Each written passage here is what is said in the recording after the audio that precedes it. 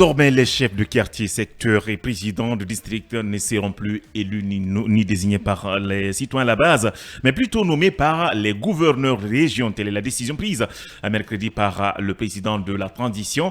La décision est loin de faire l'unanimité, notamment au sein de la classe politique. On donne la parole donc pour en parler à Dr Diao Baldé. Il est le président du parti Union pour la Guinée Nouvelle UGN, mais aussi spécialiste sur les questions de décentralisation. Il est au bout de fil. Bonsoir à vous, docteur. Oui, bonsoir. Bienvenue dans cette émission.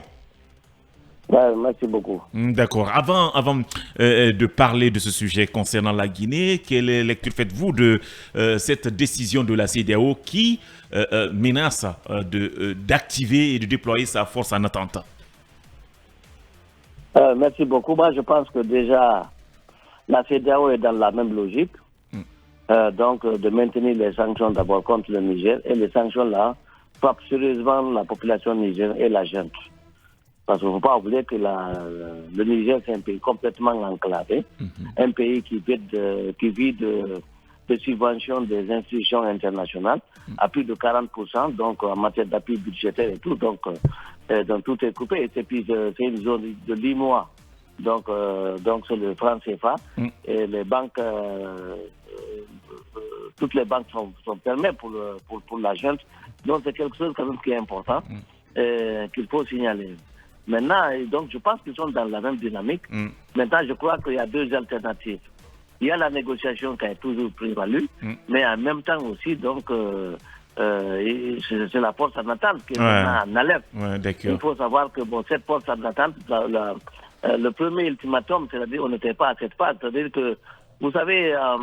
de telles interventions, il y a des niveaux d'échelle. Pour moi, je pense qu'on était au premier niveau, maintenant on est au deuxième niveau. Parce que, vous savez, il y a tous les pays africains, normalement, on a ratifié des accords. Donc, dans ces accords-là, il faut pouvoir les respecter. Il y a aussi le système des Nations Unies au niveau du Conseil de sécurité. Et tout ça pour donner un mandat maintenant à la CEDEAO. Moi, je pense que la CEDEAO est dans sa dynamique. Et puis la CEDEAO, pour moi, il ne faut pas considérer que c'est un échec. Parce que nous tous, nous sommes concernés par la CEDEAO. La CEDEAO, c'est toutes les populations, c'est tous les peuples de l'Afrique de l'Est. Merci. Donc, alors, moi, je pense que... Vous pensez qu'elle est toujours sur la bonne voie. Alors, on va revenir ici en Guinée pour parler de ce décret du président du colonel Mamadi Doumbouya. Vous étant spécialiste des questions de décentralisation, comment avez-vous accueilli cette décision du président de la transition?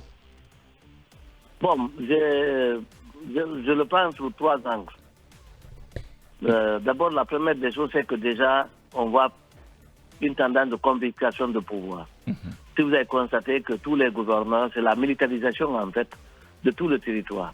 Donc tous les gouverneurs sont des militaires. Pratiquement tous les sous-préfets, ce sont des militaires. Vous prenez la plupart des préfets, ce sont des militaires. Et c'est les mêmes militaires maintenant qui vont nommer des présidents de quartier et des présidents de district. Je crois que c'est un recul de la décentralisation. La décentralisation est faite pour qu'on donne le pouvoir aux élus locaux. Et si c'est un gouverneur qui peut nommer un président de quartier et un président de district, c'est vraiment très dommage parce que c'est un recul de la décentralisation. Parce que n'oubliez pas que dans la décentralisation, il y a une notion qui est extrêmement importante, la notion de redevabilité. Quand on parle de redevabilité, il faut donner le pouvoir, c'est-à-dire le pouvoir au peuple, de pouvoir apprécier, de pouvoir choisir et de pouvoir apprécier. C'est le pouvoir local. Si maintenant on revient à ça, c'est très le cas. Deuxième élément, c'est qu'à mon avis, je vois un peu une manière peut-être de confisquer le pouvoir. Parce que naturellement, les présidents de quartier, les chefs de district, ils ont un rôle majeur à jouer dans le processus électoral. Et vous vous souviendrez aussi que ce qui a été dit dans la charte des élections et tout le langage qui a été tenu, c'est que nous commençons par des élections locales. Et déjà, si on essaie de bâcler, ou en tout cas d'escamoter cette partie qui est très importante parce que vous ne pouvez pas mettre dans les conditions normales des conseils communaux sans passer par des élus dans les conditions normales. Parce que le conseil communal, en fait, c'est le conseil exécutif de ces conseils communaux, ils viennent des présidents de district et des présidents de quartier. Si déjà ceux-ci sont nommés, donc on affaiblit en fait le pouvoir local au niveau des collectivités. Le troisième élément que je vois dans ça, c'est que c'est aussi sa matière de développement. C'est-à-dire que si on fait des textes, parce qu'il y a beaucoup de pouvoirs qui sont transférés au niveau des collectivités, ça serait extrêmement difficile que les collectivités, ce pouvoir-là soit réellement exercé en matière de salubrité, en matière de police communale, en matière de 30 et quelques pouvoirs qui sont transférés au niveau des collectivités. Vraiment, c'est une entrave à la décentralisation et c'est extrêmement dur. Parce qu'en plus que vous vous souviendrez quand la loi, et puis justement aussi, un décret ne peut pas abroger une loi, ça c'est une loi organique qui a été prise. C'est vraiment une violation de la loi. Je pense que quand même le président a été très mal conseillé.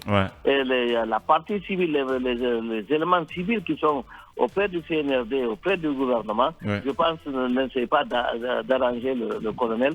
Parce que de toute façon, c'est quelque chose qui reste. Et la décentralisation est le meilleur moyen d'associer les citoyens au développement. Et là, on est en train de couper la décentralisation. Bien, allez-y Khalil. Oui, docteur Baldé, qu'est-ce qui vous étonne dans tous ces actes du colonel Mamadi Doumbouya? C'est évident que c'est le coup d'État qui est en train d'être étendu aux conseils locaux. On l'a connu au niveau du pouvoir central qui a commencé par le pouvoir exécutif. On a fait la même chose au niveau de l'Assemblée nationale.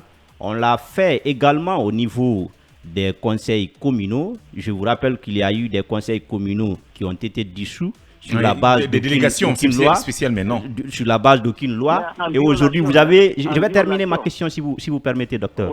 Et aujourd'hui, vous avez des délégations spéciales qui ont été concoctées par-ci, par-là. On ne sait pas sur la base de quels critères, mais on peut quand même comprendre que ce sont des hommes voulus par les hommes qui sont au pouvoir. Alors, c'est le même qui a été fait au niveau des conseils de district et des quartiers. Est-ce qu'il y a de quoi s'étonner? Se préoccuper, s'inquiéter. Non, je pense... Non, c'est dans toute l'illégalité. Parce qu'en fait, il ne faut pas oublier que ça, c'est une junte. Ils n'ont pas la légalité par rapport à ça. Logiquement, toute action qui devait être entreprise, c'est sur la base d'un consensus, sur la base d'un dialogue. Et que il y a une loi qui a été votée pour ce qui est de la mise en place des conseils de quartier. Ce n'est pas un décret normalement qui peut abroger cette disposition. Et que quand il y a la prise de pouvoir, ils respectaient en fait toutes les lois. Ils respectaient, donc c'était déjà un engagement. C'est-à-dire on revient sur un engagement qui a été déjà pris. C'est pareil pour ce qui est la violation de la charte, notamment dans les articles 77, et notamment sur la violation de la liberté individuelle et collective. Moi, je pense qu'il faudrait bien qu'on réfléchisse. Est-ce que réellement on veut aller dans la décentralisation, qui est le meilleur moyen pour engager un développement local? Est-ce qu'on veut respecter le code des collectivités, qui est un instrument aujourd'hui que les gens se vantent pour tenter de mettre en œuvre la politique de développement local? Et parce que là, il y a une question de redevabilité. Si vous nommez quelqu'un, un gouverneur, il est extrêmement loin d'un district. Imaginez quelqu'un, prenez la région de Kintia. Où est le nombre de districts, par exemple, qui est au niveau de Bofa? Tout à fait. Un gouverneur qui puisse nommer quelqu'un qui est déjà là-bas. Qu'est-ce qui vous dit qu'il y a déjà une question de redevabilité, il y a une question au niveau local? Vous avez vu la délégation spéciale qui a été mise aussi à Manoa. Vous avez vu déjà les troubles qu'il y a eu par rapport à ça. Parce que les gens ne se sentent pas concernés. Ils ne voient pas la personne qui est là au niveau local.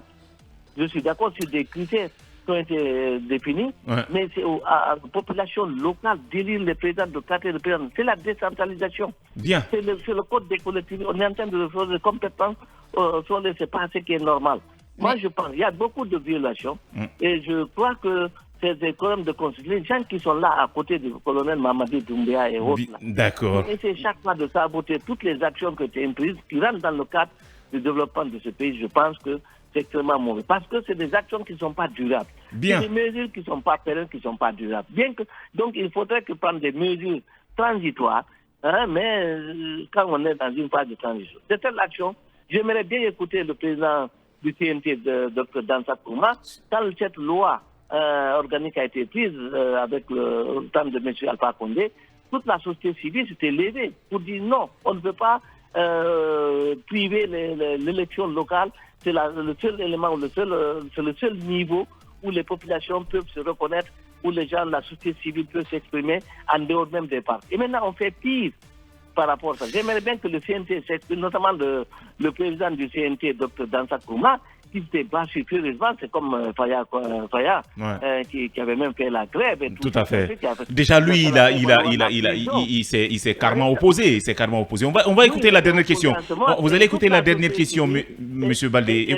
Même dans sa Kourouma qui était là, toute le CNOS était sérieusement battu par rapport aux jeunes. Je ne vois pas comment maintenant les gens peuvent se taire par rapport à cette prise de décision que jamais le CND ne peut pas arranger le colonel. D'accord, on va écouter la dernière question, docteur. Oui, Monsieur Baldé, est-ce que vous êtes de ceux qui pensent que cette décision telle que prise vient aggraver la situation, alors que pour eux, ces conseils de district et de quartier devraient tout simplement être supprimés?